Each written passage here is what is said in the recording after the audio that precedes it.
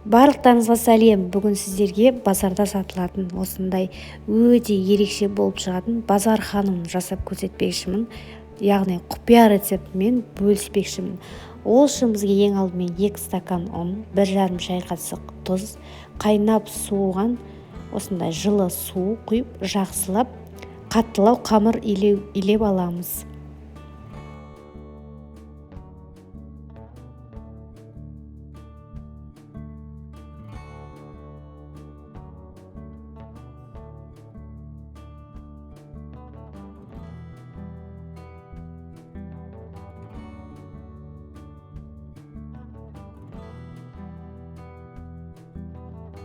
Иленіп болған қамырымызды 20 минут бойында осылай пищевой пленкамен орап, тындырып қойып қоямыз.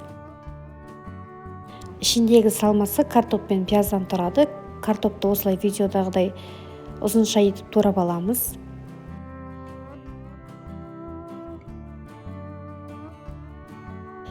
Пиязды да осылай дөңгелек тәріздес етіп ұсақтап турап аламыз. Сосын 1,5 шай қасық тұз, 100 мл сұйық май құямыз да жақсылап салмамызды араластырып аламыз. 20 минут бойында тынған қамырымызды жұқалау етіп, еттің қамыры сияқты жайып аламыз.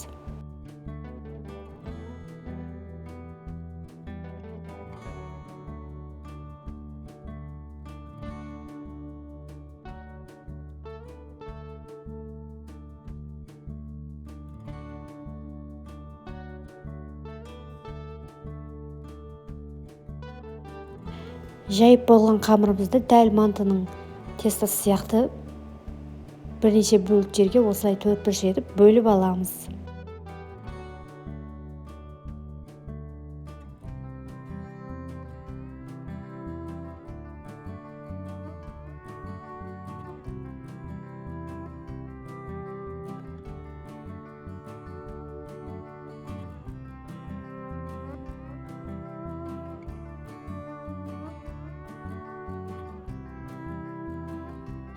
Сосын ішіне салмаларын салып, дәл манты сияқты түйіп аламыз.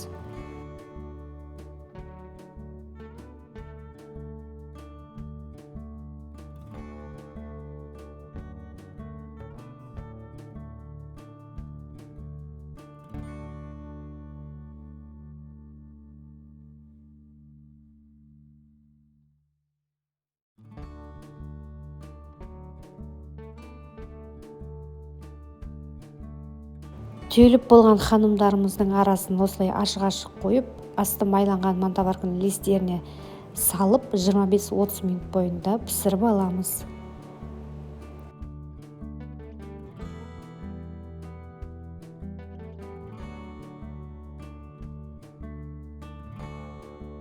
Осы уақыт аралығында біз подливасын дайындаймыз. Ол үшін бізге 100 мл сұйық май керек болады. Қыздығаннан соң ұсақтап туралған 2 дана пиязымызды жақсылап қуырып аламыз.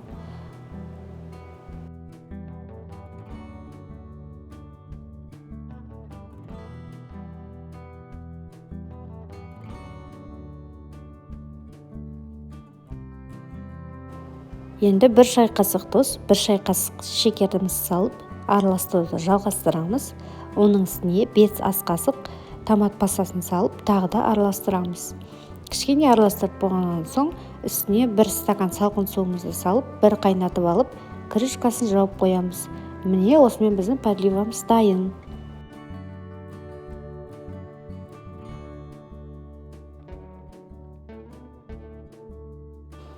Дайын болған подливаларымызды ыстықтай күйінде ыстық мантының арасына жағып, дәл осылай крышкасы жабылатын кастрюлямыздың ішіне осындай таза пленкамызды салып, астың жағына бір ас қасықтай осындай подливамызды қойып, мантылерімізді, яғни ханымдарымызды осылай теріп шығамыз.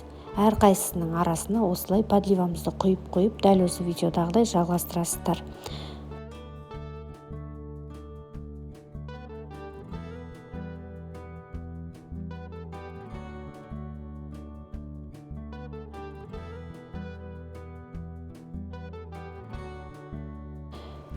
Ең соңында тағы да осылай подливасын көбірек құйып жіберіп, бетін жақсылап қымтап жауып 2 сағаттай уақытқа орап қойып қоямыз.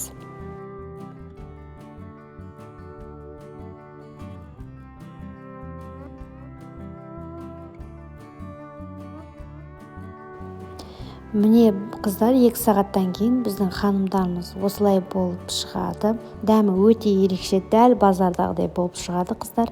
Егер де осы рецепт ұнаған болса, лайк басып, комментарий қалдырып, каналыма подписаться етуді ұмытпаңыздар. Барлықтарыңызға ас болсын. Сіздер де жасап көріңіздер.